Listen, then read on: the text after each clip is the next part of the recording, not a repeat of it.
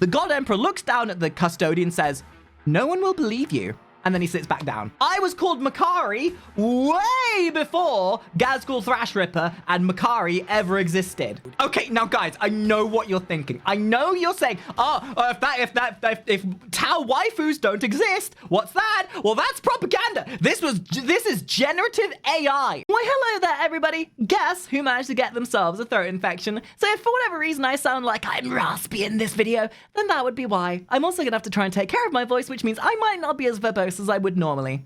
At least not without immensely going through immense pain, and knowing my lack of self-preservation, I'm still probably going to do that and regret it later. So regardless, today we're going to be going back and watching something a little bit different. It's been a while since we've watched a Warhammer related video, and today we're going to be watching Wes Warhammer's video titled, "What Would Happen If Each of the Factions Won?" Something a bit educational, something a bit cultured for us all to enjoy today.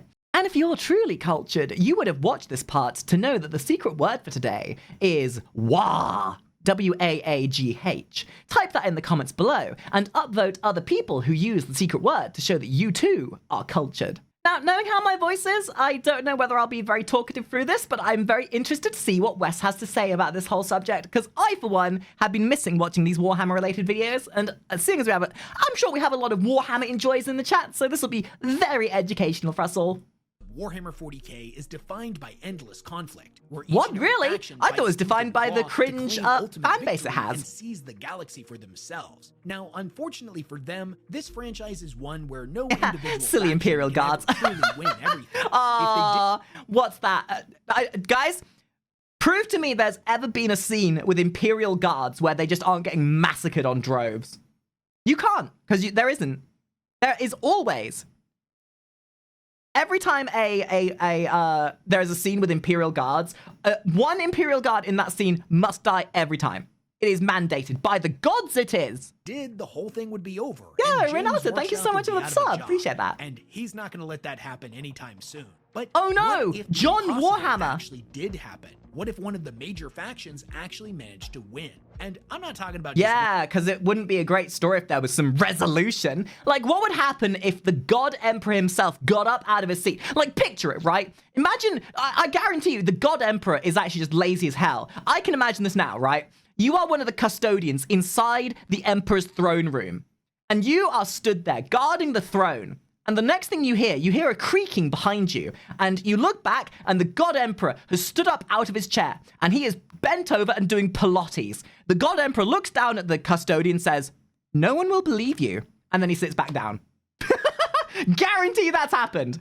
Winning some major battle here or there. I mean, they won the Warhammer 40K. All of their enemies were wiped out, and they finally managed to plant themselves as the galaxy's supreme overlords. Well, in this video, we're going to be breaking down what the galaxy would look like if each faction managed to emerge victorious. And just regardless of which, probably better than what England looks like right now. Some wildly speculative territory, so make sure you strap on your tinfoil hats before you dive in and take everything. The God Emperor stands up and says, "Man, I'm so glad I finally finished playing Baldur's Gate 3. It only took 10 million years." With a grain of salt. We're going to be talking about what would happen if the Necrons won, and how that would look radically different depending upon who's in charge. Either the Silent King or Imhotep the Stormlord. And spoiler warning, this is where things get complicated because there are factions within factions. We're going to be talking about what life would be like for mankind as part of the Tau Empire. Let's not doubt ourselves here. Let's remind ourselves that the only universe worth living in is the universe ruled by me. So let's remind ourselves to bow down before your immortal slimy god as me. But for a hypothetical, it's worth trying to contemplate how inferior a world would be that was led by anyone other than me. So take it away, Wes. Help inform us of the inferior universes that could potentially happen. Also, thank you for the scam train. And what would happen if chaos managed to... Dude, I'm doing such a bad job of looking after my voice. We're even going to talk about how mankind's ultimate victory would lead the species to ascend into something both unrecognizable and also kind of tragic. We're going to be talking about people that aren't cringe. All that and a whole lot more in this video. But before we dive headfirst into the grimdark, if you couldn't tell, I'm a huge fan of classic fantasy. Is this Warhammer? Yeah, total Warhammer! So endearing. I love seeing all of these No, wait, this is Raid Shadow Legends, isn't it? In the grimdark future. whether that be dwarves, demons, elves, beastmen, or even the undead. Now recently I've been playing this awesome game that's got all of these. I called! Somebody pick up that phone, because I called it! Partnered with me on this video to provide all of you And with skip. Okay, so this one I actually know, because I love the Tyranids. If you can't tell, I'm a bit of a monster enjoyer. I was a Zerg main in StarCraft 2. So, that being said, it's no surprise that I'm a bit of a fan of the Tyranids, and I kind of already, like, I've seen some lore videos about them, so I kind of know their ultimatum, essentially. To turn everything in the universe to soup. Alien and completely unknowable. When it comes to what they would do if they won, we know exactly. Oh, that's the one. Without a shadow of a doubt. They would eat That was a bad idea. Every planet, every That was a really bad every idea. animal, every man, woman, and child.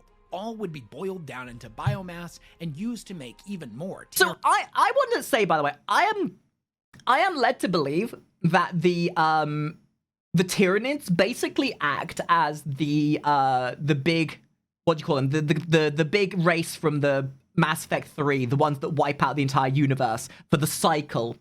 And I want to believe that the Tyranids are basically the creatures that wipe the universe clean to start it all again. I want to say that's how it works. Tyranids. And we even know what would happen after this because of how the Tyranids showed up in our galaxy in the first place, something that was covered in the epilogue of the novel Pharaohs. Once the galaxy is left as a cold graveyard of dead worlds, and there's nothing left. Not the for them to Asari, the consume, big bad, the ones who like Tyranid try and winter cleanse will the universe in begin. Mass The Hive Mind Effect. will issue a command I can't remember what they're called. The ones you gotta basically make the Armada to throw off. A period of hibernation. Like, I was All thanking of for the the Hive fleets resub. are going to head in different directions. Reapers, and once yes, they the exit Reapers. From the Galactic Rim, they'll shut down everything but the most vital of life-preserving functions in order to make their gathered biomass last. Because, like, there's some lore videos that I've seen where Belisarius Cawl goes to a planet that was ravaged by the Tyranids. Because what the Tyranids do, they go to a planet, they completely strip it of all organic life. But then Belisarius Cawl went to one of these planets that had been affected by the Tyranids, and he basically took some samples and found that even though, yes, it had been completely stripped of life, that there was still, like, microorganisms. There were still small amounts of biological life either under the ground or in the air, and that with the right nurturing, after like 100 years, basic life could be returned to some of these stripped planets. So in that way, it kind of makes me think that the Tyranids are very much like the Reapers that are scouring the entire universe of life so that everything starts from scratch again. For as long as possible. Then, while they sleep, their long-range augury systems will begin to scan distant galaxies for the telltale markers of prey. It'll likely be tens or maybe even hundreds of thousands of years before a new target is located. But eventually, the Tyranid sensory organs will pick up small. And it kind of makes sense considering the Tyranids didn't originate from our galaxy. The Tyranids came from way outside the known universe of this. State and head in that direction. Once they arrive, they will unleash the same alien terror that they brought to the Milky Ooh, that's Way, horrifying. and the Nothing whole more, process will nothing like a dreadnought getting shown Now, as up horrible to as prove the Tyranid Tyranids are victory would be terrifying. For the Milky Way, there is at least some good news. In the novel Belisarius Cawl, The Great Worm, This is what I'm talking. Literally, this is what I was referring to. it was revealed to us that although the Tyranids leave practically nothing behind, and even I called it! I called it! Oh my god! This is not pre-watched! Oh my god! Dude, am I a Warhammer buff now? Dude, I made a reference to a Warhammer thing, and he referenced it as well! That makes me a Warhammer buff! Yes! I'm such a nerd. I'm such a goddamn nerd. Give me that phone, because I called it. of a planet of water, minerals, and natural resources, they are for the most part surface feeders and don't dig too deeply into the planet's crust. Yeah, I'm the new before Smitty of moving on, Warhammer. meaning that on many of these planets, microbial life will still exist. So give or take a couple of billion years, and the galaxy will be good as new. Exactly. With all kinds of new That's what I species mean. and intelligent life forms to inhabit it. That is, of course, until somebody blows something else up like the Pharaohs again, and they start drifting back in our direction. Yeah, that's what I mean. The Tyranids are simply the, Now, if it's the Necrons that end up the turning on Hoovers Tog of the- and of the achieve universe. victory, then one of two things is going bleach to of the occur, universe. and it's based on who ends up being in charge of them. Either Zarek, the Silent King, or... Yeah, so this is something that I found kind of interesting, is that originally the Necrons were kind of depicted as this, like, autonomous, sort of no singular mindset kind of thing, where it's just like they act on instinct. But in like the last couple of years, they've really tried pushing the notion that Necrons have much more of a sort of function to themselves, that they have this like hierarchy, that there is some independence within them, and they've even got like schisms within their own factions. Or Imhotep the Stormlord, the two most likely candidates in such a scenario. In either case, after the Necrons win, their dynasties are going to begin to spread out and start seizing up more territory for themselves. After the last of their enemy strongholds I'm still have been calling it, the destroyed, Necrons are and going to be there's one of the nothing next left to challenge factions their in rule, Space Marine. a period of infighting amongst the dynasties is likely to occur. Necrons are a proud and arrogant race, many of their pharaohs believing themselves superior to Yeah, their they peers. might think they're Without all a big and supreme bad, ruler but to they are bind just them, as endless flawed as civil humans. war is surely to follow. And that's where those two previously mentioned individuals come in. Many people believe that the Silent King is the supreme ruler of the Necrons, and although that was true during the days of the War in Heaven 60 million years ago, a lot has changed Just since he went 60 into million years. self-imposed exile and only recently returned to the Milky Way. In the time that he's been gone, others have risen in his place, and Imhotep, pharaoh of the Sautek dynasty, views the Silent King as a relic from a bygone era that has no right to continue existing. Interesting. For his part, the Sautek dynasty is easily the largest and most powerful, largely due to the fact that they use their strength to conquer not only their enemies, but also other Necron dynasties. The pharaohs of these dynasties are— Yeah, so you think that it's just the humans that can fight amongst each other? Then you realize that each faction in themselves have intermixing factions that end up fighting each other as well. Huh. or given a choice. They're all as bad as bend each the other. knee and assimilate into the Sautek, or refuse and Like, be executed. see, this is what makes you absolutely realize that the Warhammer universe is such a effed up place. If any of the factions stopped fighting each other for 5 minutes that aren't the Tau, they might actually conquer the galaxy. If all of the Orc warbands form together, if all of the space human remnants of mankind fought together, if the Tau, I know they all fight under the same banner. Wait, did you know that we have a Discord and a Twitch? No? Well, now you do. So what are you waiting for? Why don't you click those little links over there and be part of the fun? Just like the rest of us cool kids, you know what I'm saying? But they're the Tau.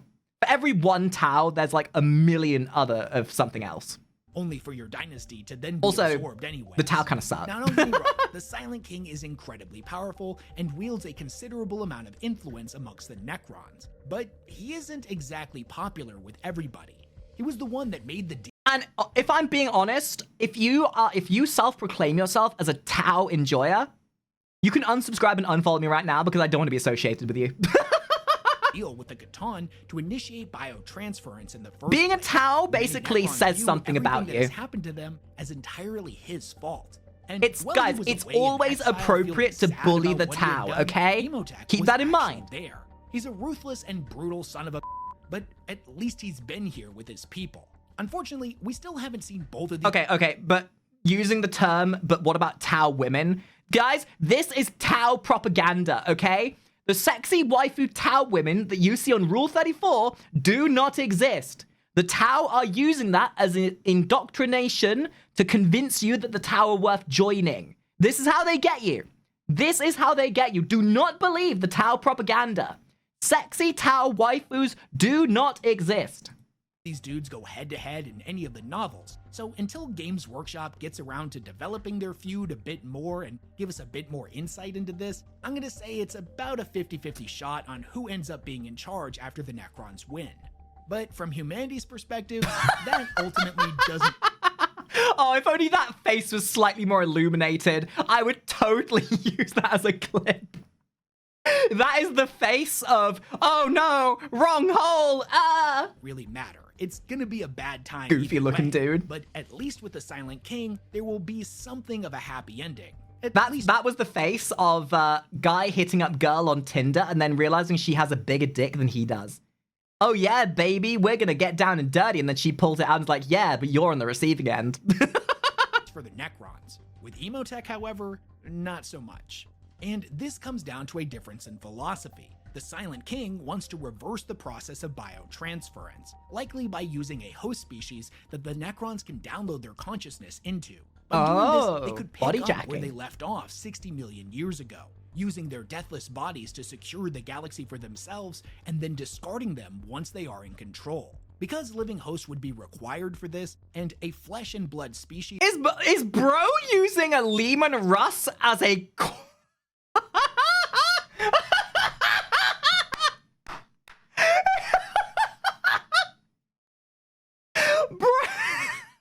Man, this is what it must be like to be a farmer in Illinois. Yeah, you never know who's gonna come out and try and yank your combine harvester, so you put a fucking Lehman Russ turret on the thing. would have need for plants, animals, and things like that in order to sustain themselves. It the ain't galaxy much, but would it good likely work. Remain much as it is now, and be completely full of life. Sentient species that oppose the Necron's rule would ultimately be subjugated or maybe even exterminated, but primitive species would be likely ignored. However, by contrast, Emotech... Yeah, everyone always wants to say that the orcs are primitive. But when an orc says, I think, then you'll be ruling the day that you turned your eye to the might of the war. Oh god, I can't do my voices today. Why did I do that? In the complete I'm opposite dying. direction. Help me. He views their mechanical immortal bodies as an improvement over organics in every conceivable way. He does not view biotransference as a curse. Far from it. He believes it is what led them to their ascendancy. So there's going to be a Because of massive this, civil he would war have between the no wish Necrons. to reverse the process. Under his rule, the galaxy would become a kingdom of the dead.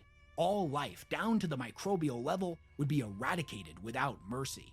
The Milky Way would be cold and dark. Every world dominated by towering ziggurats and mechanical horrors beyond. Because then you, like, something else you got to keep in mind, right? It, like, the conflict between the factions in the Warhammer universe are minute by comparison to some of the, like, universal-sized catastrophes. Like the massive void of blackness that's been making its way towards the Milky Way. Like, if you want to have an absolute existential crisis, sure, all this warring between the factions is scary. But look at the universal extra-dimensional threats. Look at the universe eaters. Look at the death valley that's been appearing in the galaxy. Just an entire stretch of the Milky Way that has dead planets in it. Some of these, like, nightmare-inducing eldritch things that happen in this universe are horrifying. In fact, if you guys want me to watch some of those videos, I would love to watch some horror stories from the Warhammer universe, because they are really goddamn good listening. Comprehension. But what comes after all Oh man, I this? fucked my throat. Well, I have a particularly dark theory that Guys, I would like please to put forward, subscribe to and pay it homage to my concerns the throat. Flayer virus. Now, in early Warhammer lore, the thing that turned the Necrons into flayed ones was viewed as a semi-spiritual data virus that came from one of the Catan known as the Flayer. It would infect the Necrons and cause them to go insane. They would start hungering for flesh and would even drape the skin of their victims around their metallic frames in hopes of emulating what they once were. The only problem was that when it came to eating all of that flesh, they didn't actually have mouths to eat it with. I was about to ask, how do you eat when you have no mouth? They were akin to Hungry Ghost, an entity lost to madness that just fell deeper and deeper into a well of insanity with every passing century of Scars? That's, again, minute by comparison to the Eldritch type problems. There are, like, interdimensional reality warping things that are happening in the Milky Way. Like the dead stretch is like an entire stretch of the Milky Way that just has dead planets in it, and no one can explain why. There are galaxy-sized creatures. There are ethereal beings that float through the galaxy to take uproot in, like, there's one horror story that I heard from a while ago of these ethereal creatures that have no physical bodies, but they take root on a planet and take host inside of humans. And the idea is that they don't feel feelings, they don't have emotions, but they've been running from something. Something that eats the unalive. Something that eats something that feels nothing. These creatures that feel nothing, that find creatures with feelings to be imperfect, to be just the worst thing. And they see this, and they are afraid of something. Immortal life. In more recent lore, i.e. the Twice Dead King series, it was suggested that the Flayer virus is not a virus at all. It is the true inherent fate of all Necrons, that they will all eventually turn into one of these things. Whether it's something that just inevitably happens to each and every Necron, or it spreads like a plague after the Necron total victory, ultimately, it doesn't really matter. Since at this point all organics would have been destroyed, the Silent King's dream of reversing biotransference is now utterly and completely dead.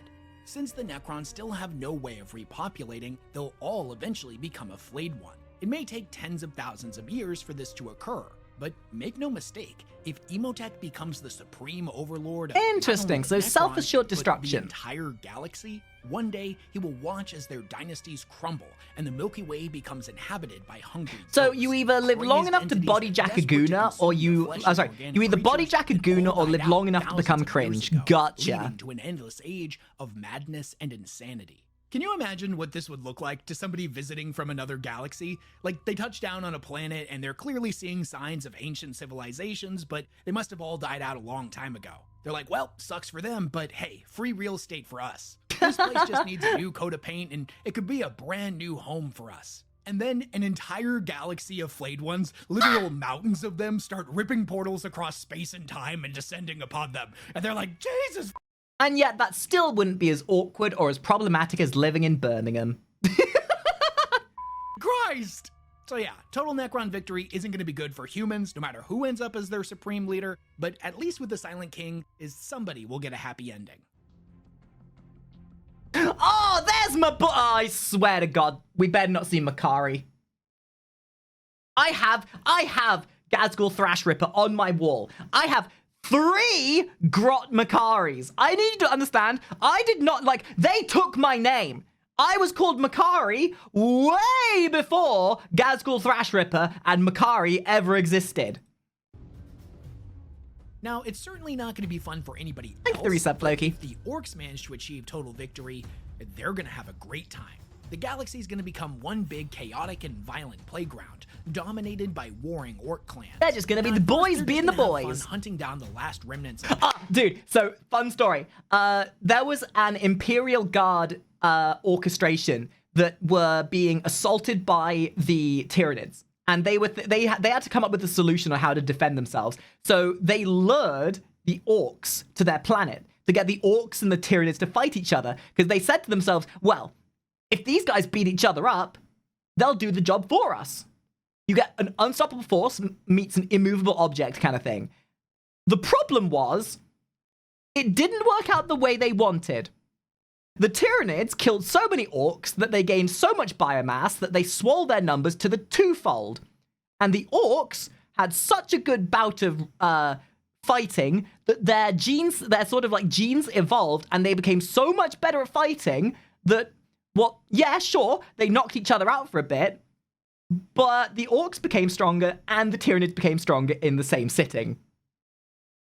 power from every other major faction, either exterminating them outright or taking them as slaves. However, after they've run out of enemies to fight, the orcs are gonna do what they always do when boredom Fight takes each hold. other. They're gonna turn on each other and start warring amongst themselves. The galaxy's natural ecosystem after this will completely collapse and will be replaced by orc biomes. As the clans wage war across the galaxy, each and every planet will become absolutely saturated. Much like Gooners, the orcs exist even when you think they don't. They spawn from nothing, will appear from the shadows, and even when you think you've cleansed your entire galaxy of them, they will come out of the shadows. When orcs take root on a planet, you're stuck with them for good. Even when you've cleansed every visible sign of them from the surface, from the shadows, they come. Just like Gooners. In orc spores, Which spread like a also works as a really good way of metaphorizing my streams. Even when you think no one's gooning, they will be gooning in the shadows. plague until every surface is teeming with orcoid life, be they the birthing pods of new boys, squigs, Gretchen, or feral orcs. All technology in the galaxy will be scavenged and orcified, the mech boys creating ever more bizarre and unstable contraptions, some going as far as turning entire star systems into massive malfunctioning engines of war. Now, I know this part is going to come completely out of left field, and I recognize that, but just hear me out. Guys, question for you. What's stronger? An orc with a spanner or an Ogren who's been promised his captain's hat? As demonstrated in the War of the Beast, the more orcs gather together, the smarter they collectively become. With the orc population now completely out of control, I think we may enter a period where the orcs start to revert back to their previous form. That is to say, they'll revert back to Oh yeah, because this is the whole thing, right? Like, orcs were, their war form was very, like, Giga Chad kind of thing. Like, they were the things that were fighting the Necrons originally? For intelligent the life forms Krogs. from back during the days of the War in Heaven. After this point, they may even reach a point somehow beyond that, as the galaxy becomes completely dominated by Krogs. If Yes, such a that's what thing they were. takes Yeah, yeah. place, I think it's reasonable Dude, to I can't believe I believe know that this these lore super now. Krogs I'm a will be able to Warhammer develop knower. technology that allows them to travel to distant galaxies, thus Oh, that's entering a horrifying. dark new era for the universe, a never-ending But war orcs are that spreads out so much of a all threat as it reality. is. Imagine It's my actually belief, however, advanced that orcs. Due to the inherent need for conflict within the orc species, it's unlikely that they would all join forces and head to a new galaxy together. Likely, they would each go off in different directions, much like what would happen with the Tyranids. Hundreds of thousands of galaxies would suddenly have orcs entering into them. So we had Orc the prequel, we had Orc the sequel, and now we got Orc the reboot. Krork, if you will. By the time they got there, they would have spent a considerable amount of time away from the combined Wa, thus leading to the super intelligence from before Are they just slowly reverting back Gundams? to the orcs we know today. In conclusion, if the orcs win, they'll end up doing the same thing they've always done, but in a new place and a new time. Honestly, it would be hilarious if this is actually something that already happened, and Warhammer Fantasy and Age of Sigmar are actually— Dude, this is what I've been saying. Ever since the days that I played Warhammer Fantasy, I always found it so hysterical that you could use your Warhammer 40K orcs or your Warhammer Fantasy orcs in the other opposite factions. Same thing with, like, the demons from Chaos Marines. You could use your demons from Warhammer 40K in fantasy. And it was such a cool concept. But I always thought, like, the orcs from Warhammer, they're obviously different universes, right? They're technically not connected. But I always thought that was kind of funny, that kind of connected the two, that maybe meant that they were. sequels to Warhammer 40K.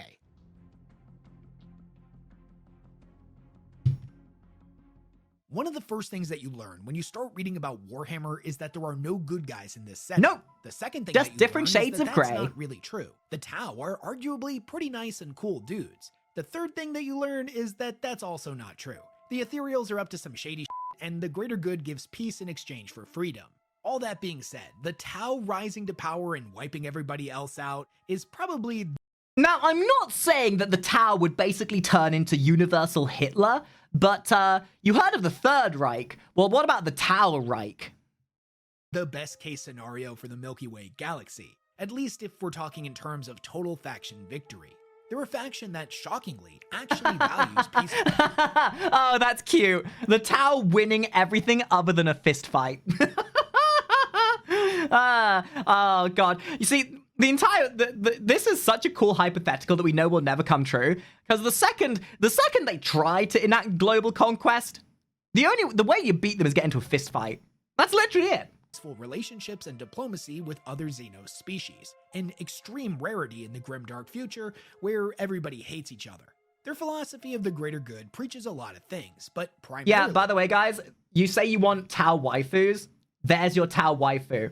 They do not look like the anime busty babes that you keep insinuating. It is Tau propaganda. it's that every action one takes should do the most good for the most people. Concepts like the self, individualism, personal greed, etc., are all massive taboos under this philosophy. Yo, If the Nicola, Tau thank you were for the able to raid. take over the galaxy, Mods, they would shout them spread out. this message to every intelligent species. They would end up uniting the Milky Way under their banners, and instead of war, would prioritize harmony, efficiency, and technological advancement. That's so cute. Unfortunately, some species are inherently too dangerous to be allowed to exist, so the orcs and the Tyranids would be Did somebody say something about eugenics? Eugenics?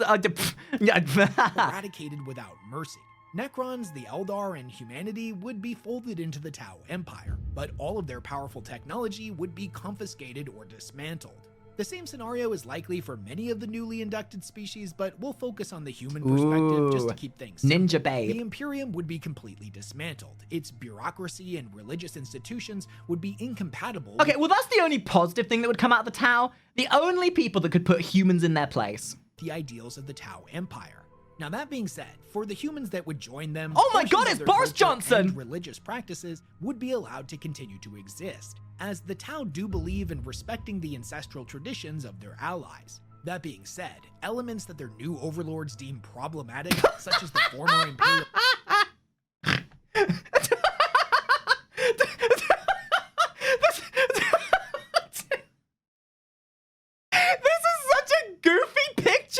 No, Jimmy! You can't blow Grandma like that!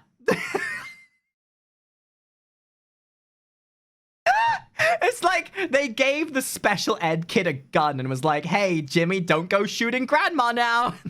Creed's whole suffer not the alien to live thing would be meticulously censored. The longer Many you look at that Imperial picture, the citizens funnier it would see gets. becoming part of the Tau Empire as a good thing and would happily comply, whereas others would attempt to rebel. Troublesome individuals like this would be sent to re-education camps and be fed a never-ending barrage. Arctun! Oh, goodness gracious. Camp? Haha, that's crazy. We've never known anything about camps in our history, have we? Mein Kampf. What? Oh my goodness, this cough is doing my nutting. Of greater good propaganda until they could be brought back into compliance. Regardless of what is or isn't allowed, over the millennia, human culture would begin to erode. Okay, now guys, I know what you're thinking. I know you're saying, if Tau waifus don't exist, what's that? Well, that's propaganda. This is generative AI. This is all propaganda. That does not exist. Tau waifus are not real. You cannot prove it. This is AI slop. And be forgotten. It may take an incredibly long time for this to happen, but eventually humanity would fully assimilate, and the Imperium would become nothing but a distant memory. Now, all of the new species being folded in would be forced into the Tau's rigid social structure. This would entail the suppression of individuality and the stifling of personal freedom. Wait a minute. The suppression of individualism, holding into the masses. That's just England! We're not saying that England's racist, but yeah. Tradition would be sacrificed in the name of homogenization. As I mentioned before, this is an element that would lead to dissatisfaction and potential rebellions, which in turn will cause the Tau Empire to bring down the hammer, making an example out of all those who refuse to accept the greater good. In many ways, humanity would end up trading the leash of one master for another, bound into servitude no Gotta say though, humans with Tau aesthetic kind of goes hard. I like that. That's pretty cool. longer by the Imperial war machine. Hi, Basilia. The greater good's promise of peace and progress via assimilation. I'm mostly focusing on the negatives here, but all things considered, I think the vast majority of Warhammer fans would agree that if they were to suddenly be isekai'd into the 40K universe, they would pray they ended up on a Tau world rather than in the hive cities of the Imperium. Like, sure, a Tau victory would be nice. But let's face it, again, all it would take is one very unhappy Imperial guardsman to get it within shanking range, and the entire Tau Empire would fall apart. Imperium. Like I said before, however, it's not all sunshine and rainbows under the Tau's banners. A lot would be sacrificed, but by comparison, it's probably an overall better bet. Imperial citizens still may not have a lot of freedom, but at least they'll be safe, and their quality of life will be marginally better. That is, of course, until the Ethereals recognize that humanity is actually the most dangerous species of all, and keeping them alive is continuing to influence the warp and empower chaos. At that point, all of humanity will likely be killed. But hey, it was fun while it lasted. For the greater good and all that. Yeah, for the greater good. I'm not saying we need some violations of the Geneva Convention, but you know, a hard reset on humanity would be great around now. Guys, can we just nip this in the bud? Can we just, like, for mankind, everybody get into the arc of the Kari mansion, and then we'll just scrub the universe clean of humans. And then we'll start again. Get into that a bit later in the video. However, one faction stands apart from the rest as a truly worst-case scenario, and that would be if the forces of chaos emerge triumphant in the grimdark future. Yeah, but which Such an faction of event would have chaos? profound consequences for the Milky Way and all of reality. Chaos is traditionally... I'm getting, like, a major urge to want to play some, Dark Tide at some point. Just one of those times where just Dark Tide is a must. All right, moving on. 3, 2, 1. 4 chaos gods: Khorne, the god of bloodshed and murder; Tzeentch, god Yeah, of 'cause this is what sorcery, I'm saying, lies, and right? treachery; Nurgle, the god of life, death, Like, plagues, and I'm pretty disease. sure the Chaos Gods even interfight between each other. So if they end up winning, how do you decide who wins amongst the Chaos Gods? Like, which of the Chaos Gods is the strongest at that point?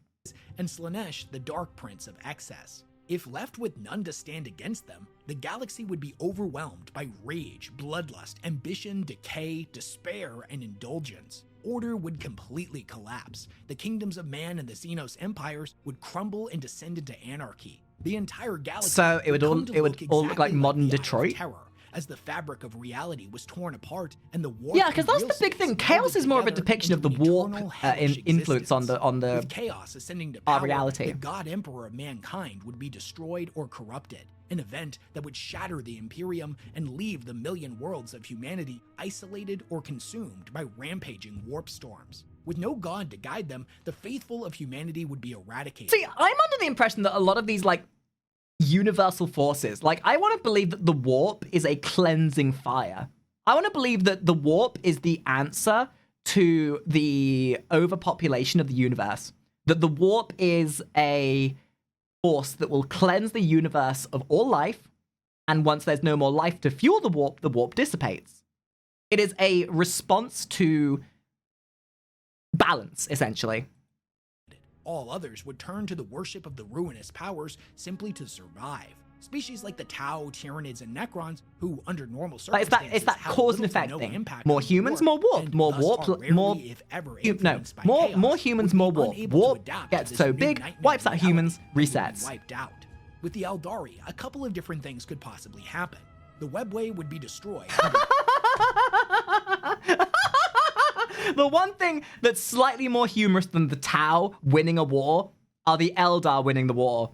When have the Eldar ever not been the butt of a joke? Tides of demons, the laughing gods suffering the same fate as the Emperor. The Dark Eldar, having evolved to no longer be a psychic species like their cousins, would likely go the way of other less warp-touched species, devoured wholesale by Slaanesh. In her gluttony, it is likely she would consume the souls of all of the other Eldari as well. But this would take some time. In the Oh yeah, because species' last Slaanesh few only centuries of life, however, they straight up put Makari in there. They straight up put Makari in this shit. the remaining Eldari would become fully corrupted by chaos, and now existing in a universe flooded with warp energy where reality bends to the individual's will, these few surviving corrupted Eldar would see their abilities increase to ludicrous proportions, turning them into powerful warlords, the equivalent of demon. I never thought I would see Lipples in a mainstream bit of work that wasn't an obscene level of Rule 34 smut. I thought Lipples were constrained to furry Rule 34. Damn, we are having a treat today. Princes or even greater demons. In time, however, they too would end up becoming consumed by She Who Thirst. This would end up bringing about the prophesized creation of Ynid, the Eldar god of death, though at this point it would be too little too late. Ynid would not be capable of standing against the empowered Chaos gods and would likely be wiped out without much effort. And Wah, the wah. orcs? I'm just gonna be honest with you, I'm pretty confident they wouldn't be too bothered by all the changes. Sure, they would certainly notice that something was different, considering the whole galaxy was on fire, but meh, when life gives you lemons and all that. They would either become the puppets of Khorne, unable to continue worshipping Gork and Gork as Khorne's influence increased 100-fold, or, and fair warning, I'm gonna go full tinfoil hat mode here, considering that the orcs would without a doubt thrive during the chaos end times, Gork Literally, there was a story of a band of orcs that went into the warp to have an eternal war with one of the Chaos gods. Of course, this would be a benefit to the orcs. and Mork themselves may ascend to become the 5th and 6th Chaos Gods, due to the orcs' population ballooning out of control and the entire collection of them That doesn't beginning to surprise be me in the warped by slightest. mutating energies of the Imperium. It's grossly oversimplifying things, but chaos by its very nature cannot exist without conflict. Thus, as a faction, it denies conventional definitions of ultimate victory. In turn, Interesting. what we consider a chaos victory is nothing more than an evolution of the great game. a second edition, an expansion, hell even a sequel if you want to throw some game terms into the mix. In this new reality, Khorne's bloodlust, Tzeentch's scheming, Nurgle's decay, Slaaneish's indulgence, and whatever the hell Chaos, Gork, and Mork decide to get up to would leave no room for resistance or recovery. The now 6 great powers That's actually really continue creepy to wage think a about. never-ending war amongst themselves, but now on a grander scale than anything seen before. Reality would unravel into a horrific era of perpetual torment, madness, Just when you and think suffering, it was bad with enough no that the hope Chaos of are winning, redemption. Gork and Mork is like, oh, warriors best, warriors. I can't do it. I can't do it. Guys, I want to do my orc voice for you, but I can't. Now, if the Eldar managed to achieve total victory, it not only would see the restoration of the Eldar and ancient victory. empire, Oh, but that's it would cute. also bring about the unification of each different branch of Eldar society. The Craftworlders, the Exodite colonies, the Harlequin troops, the Corsairs, even the denizens of the Dark City of Camorra would all maintain a prominent role within this restored kingdom. So don't Eldar Dark are a Eldar dying and race Eldar and fight don't each other, really though? have the numbers to achieve total victory the old-fashioned way, their victory would likely come about through the creation of Yenneed, via gathering the 5 Crone Swords, thus overriding the clause that says the only way the See, this is the thing about each faction. Every faction has some monolithic, massive god power on their side. Mankind has the humans, the Tau have the ethereals, these guys have this bitch. Every side has some monolithic power that's locked away somewhere. And all it would take is for one of these factions to reach their ultimate form to really throw it to the rest of the universe. nascent god could be birthed is through the death of the entire species. As is their purpose, Yenneed would then set about destroying Slaanesh first, thus ending the soul drain that plagues the Eldar race. This is all we really are told about the prophecy surrounding Yenneed's birth, but as has been demonstrated many times in the past, this intro is when a so demon good. kills another I'm demon, so glad it that can they either never absorb their actually soul, made thus gaining Warhammer, all of their power and wisdom, or Dawn of bind War them 3. into an incredibly powerful weapon. Although this Oh, Dawn of War isn't 3 would have something been that plagued with so many specifically problems. stated could happen with a Chaos God, is since we're in tinfoil hat territory, I don't see why the rules would be any different. So you've got a god who's powerful enough to kill another god, and that god was at least strong enough to hold their own against the other. Could you imagine just being a regular dude in this universe? You are just a regular soldier of the Imperium, and you are watching as a god is fighting another god, and you realize your little flashlight of a gun really does nothing more than look really fancy when you turn it around and Sudoku your own existence because you realize that you are insignificant by the powers of everything else. Other 3 Chaos Gods and the Emperor at the Except same unless time. you're Cadian. These 2 entities fusing together would make them ludicrously powerful. I believe at this point, Yenneed wouldn't stop here, and would go about murdering the other Chaos Gods as well, in order of strength according to the lore. First Nurgle, then Tzeentch, and then finally Khorne. And somewhere in between, they would likely kill the God Emperor as well. Nah, God Emperor just needs to get off his fat ass. After this, I believe Yenneed would aid the Eldar in resurrecting the rest of the Eldar pantheon that had previously been killed by Slaanesh, with the God of Death taking their rightful place atop the hierarchy. During all of So literally, the Eldari would take the place of the Chaos Gods. At that point, you realize the irony because they then become the Chaos Gods. this, the Eldar would have risen to heights never before seen in terms of individual power. Their Farseers would be able to conjure warp storms of raw death energy generated by Yenneed that would make the Ruin Storm created by the Wordbearers during the Horus Heresy look like a stiff summer's breeze by comparison. The rest of their enemies would quickly be wiped out, and the Eldar Yeah, would go about so reshaping the we galaxy need to in note their that image there's no through such thing as superior winning in the wasteful Warhammer technology, universe. psychic mastery, and unparalleled artistry. They would usher in a utopia of cultural and technological marvels. So, sounds pretty good if you've got pointy ears, but for everybody else, yeah, you small-eared scumbags, you must have long, pointy ears to be cool with these kids. Am I right, my fellow Eldar? Yeah, hee hee hee, hoo hoo, ha ha. not so much. Any that were not killed outright the by horns? Don't worry Eldari about those. would face stark consequences for their actions against the Empire in the past. Members of the lesser races would be subjugated or destroyed. Institutions like the Imperium or the Tau Empire would be dismantled brick by brick. Well, species like the Tyranids and the Orcs would be completely At this point, you realize that it's any of the all major just players would be politics. allowed to continue on, it would likely be the Tau, as they have worked closely with the Eldar many times in the past. Oh, yeah, they have, haven't they? I, for one, welcome in our knife-eared overlords. And although the relationship isn't perfect, it's a lot better than every other faction. Like I mentioned before, their empire would be dismantled and their most powerful technology compensated, but I don't foresee the Eldar condemning them to extinction.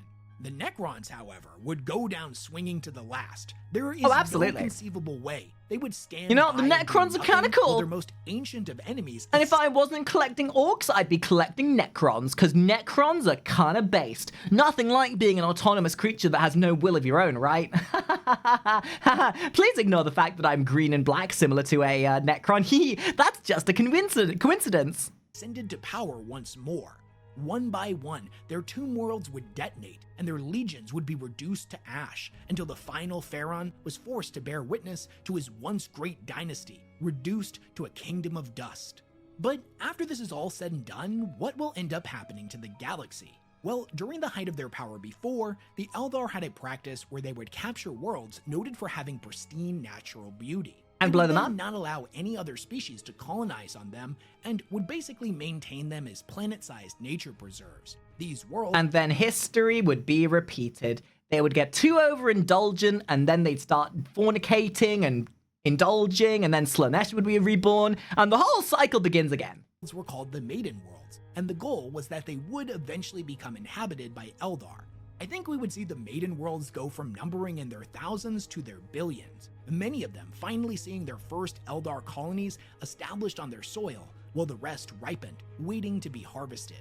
The Eldar are a long-lived species that seldom gives birth, so even after this point, their numbers would be considerably low, even millions of years after reclaiming the galaxy. So all of these Maiden Worlds would spend a considerable amount of time going uninhabited, and in an ironic twist, yeah, but that's when you realize that time is such a wild concept. Natural, beautiful state. It is immutable, unchangeable. Time is inevitable.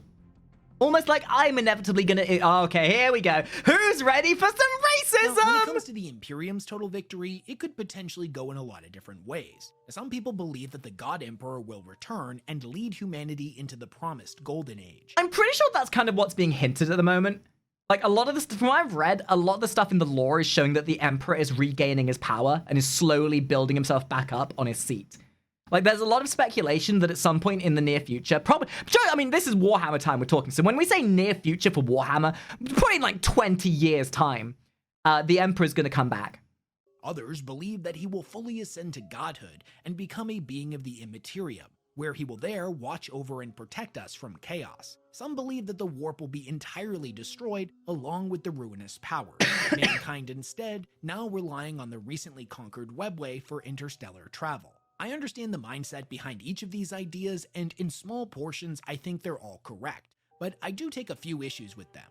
First, even if the Imperium does away with warp travel and starts using the webway exclusively, the Imperium can never truly be destroyed. Okay, so there's been a whole series of content I've been watching on Finding recently of what's his name? The Ultramarine Captain, the Ultramarine Primarch, not Lionel Johnson, Gilliman. There's been a whole slew of memes coming out recently of Gilliman's infatuation with an Eldar. If you want to have a bit of a giggle, check that out. At the end of the day, we know full well that the Eldar are secretly in league with the Ultramarines, and that we will eventually be seeing Eldar Ultramarine hybrids. It and our universe are not two separate places. They are two sides of the same coin. One cannot exist without the other. And so long as humanity exists, so too will negative emotions, which have a direct impact on the Sea of Souls. Meaning that even if mankind and the Emperor manage to kill all of the forces of chaos and destroy each and every one of the Chaos Gods, it's very likely such threats will re-emerge sometime later in the future. Okay, real talk. If this is what the Chaos Gods look like, I'm not sure I want to kill them. I think I just want to make them my harem. it's very likely They such kinda threats spicy. will re-emerge sometime later in the future. And you know And dead it ass might they put happen sooner Slanesh in the than middle later, there for the because best without humanity's thumbnail. legion of enemies to fight against, the human population is going to very quickly start to balloon out of control, somehow even worse than it already is. Now, ultimately, we don't know what the Emperor's true intentions are, so for this analogy, I'm mostly going to take him off the table and assume that in his wisdom, he would choose to remain as a spiritual being rather than return to the physical universe. He can be a lot more help to mankind in the Imperium anyways. So it would seem then that the There world he will is. mostly be under control and humanity will have no more wars to fight. But not so fast. That's only against aliens, Rabute. mutants, and heretics. In Mr. reality, Girly the Man. vast majority of the Imperium's problems come from within the Imperium itself. Yes, because if that isn't it, then we are very quickly reminded that the entirety of the Warhammer universe is meant to be a comedy and a whimsical metaphor for our current universe. Just exacerbated out to an nth degree. And it's not even really close. You like politics? Shifting Well, you better alliances, not, because depleting this is entirely populations, a politics. Continuous lack of resources, technological stagnation, and interfaction conflict will still be pretty commonplace. The Imperium is not a unified whole. It is a techno-feudal theocracy comprised of thousands, if not millions, of different factions. Be they different sects of the Imperial Creed, different planets, different sectors, different branches of the Administratum, etc., etc. Even today, the Imperium is riven with competing factions that all war against each other for resources and influence. Wouldn't be a human sometimes race without openly and sometimes self-referential fought in the shadows schisms. in wars of espionage and sabotage. All of mankind's problems are not going to disappear. Real talk, the Imperium is like being the mother of a very disobedient child that you don't care about. You know, your kid's running off, beating up other kids, and the parents are coming up to you saying, "Hey, can you stop your kid beating up our kid?" And then you, as the negligent parent, are like, "Nah, they're just playing." Meanwhile, your kid is shoving someone else's kid's face in a turd pile somewhere. They're going to get exponentially worse as its population begins to skyrocket. From my perspective, in order for true peace to be achieved within the Imperium, in order for our species to enter its new golden age, it will have to ascend into something unrecognizable, something cold, logical, and mechanical. Necrons? It is for this reason that I personally believe the most likely scenario to occur after an Imperial victory will in time reveal itself to be a victory for The Mechanicus, of course it would. Belisarius's calls future and heaven comes to the pass. machine, a victory for the Adeptus Mechanicus. So what would this actually look like then? Well, after the last of mankind's foes are slain and the Imperium has declared total and complete victory, they will begin their largest expansion effort yet, spreading out to every corner of the galaxy, wherein they establish new colonies on every world capable of supporting life, including those previously held by their foes. The dogmatic creeds that bind the Imperium for making considerable leaps forward in technology will still be in place. So, just like today, the only true form of advancement comes in the form. Because that's when you realize, right, that the Adeptus Mechanicus aren't really that friendly with the Imperium. Like, there have been so many times where the Adeptus Mechanicus have almost gone into a civil war with the Imperium as it is. And the only reason they still have their ties together is for, like, mutual benefit. Form of constructs created by recovered STCs from the Dark Age of technology, the vast majority of which being controlled, maintained, and studied by the Adeptus Mechanicus. With no more existential threats to face, And I'm pretty sure the Adeptus Mechanicus have a explorator fleets. Thus, the oh rate god, of what's it called? STC They have will a advance exponentially, causing humanity old one. to look more and more They worship. like the Dark Like Age of I forget. Is the Omnissiah is meant to be like a Necron god or something?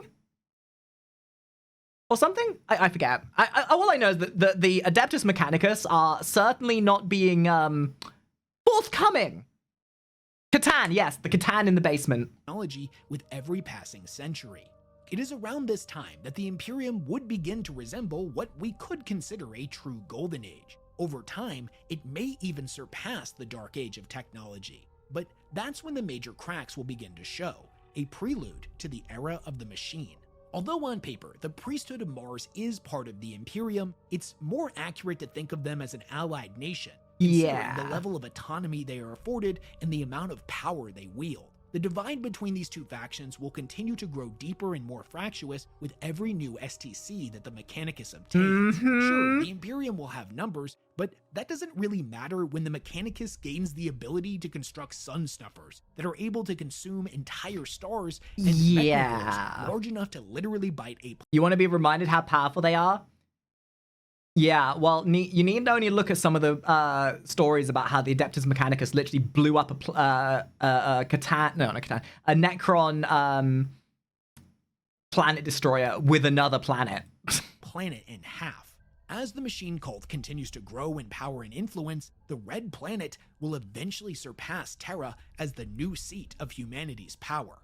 Although Terra is a holy world, it is also a bloated carcass. Its population in the 41st millennium is said to be in the quadrillions, and it's estimated that some 80% of all of the resources generated across the Imperium's million worlds are brought back here to maintain this glorified monument to the weakness of flesh.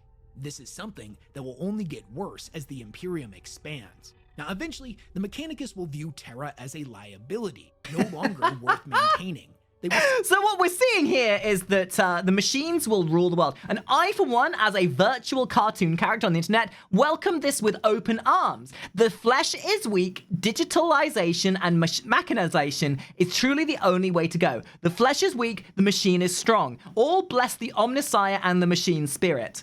See it as a cancerous growth that needs to be excised for the good of mankind. To say such a decision would spark insane backlash and immediate retaliation is a big understatement. So I believe this is a plan that may take millennia to come to pass. When the attack comes, the Mechanicus will have agents in place across the cosmos to quell any resulting The thing is, I want to say that this could potentially definitely be a way to go, but I would like to believe that the Imperium are aware as to how surreptitious the Adeptus Mechanicus are. I would be led to believe that when this age comes in, they might just expunge the Adeptus Mechanicus. Oh, who the hell am I kidding? They live in their hubris. They would never, because it makes like it's too convenient for them not to. The Adeptus Mechanicus do too much for them. Swift and decisive. The opening salvo and the machine. It would literally just be the story of the Matrix. Considering that they own the machine, they make the machine, the machine overthrows them. All of the technology and all of the means of production, it is likely that there will be very few that could actually stand against them. At this point, many would likely support such actions. In the thousands of years they took to make their move, the machine cult would have been spreading propaganda and inducting larger and larger segments of the population into their teachings. Not only would Mars have become the most powerful planet in the galaxy, but it is also likely that at this point, the machine cult has surpassed the Imperial Creed as the dominant religion of mankind. After the Mechanicus has formally risen to power and has taken control of the Imperium in its entirety, its dogmatic teachings will continue to spread until all have been assimilated into the cult. All of our species will become further mechanically augmented. And this would come as a surprise to no one. The Mechanicus. I mean, look how the Adeptus Mechanicus are depicted it currently. The true machine god. It is at this point that humanity will begin to reach its apotheosis, where it will transcend flesh entirely and become fully mechanical. A galaxy-spanning supercomputer where every world and every individual person is another node in its vast interconnected. So even when you get rid of the Necrons, you still end up with the Necrons. Oh, the irony. Network. The galaxy will grow cold and still.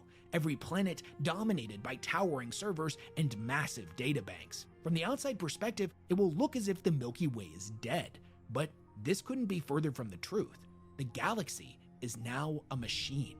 If there is anything left of the human species, they will now exist as data ghosts. So this is where you get a ring from the Halo universe and detonate it. Get you a super weapon like that. Problem solved. Echoing throughout the galaxy's servers.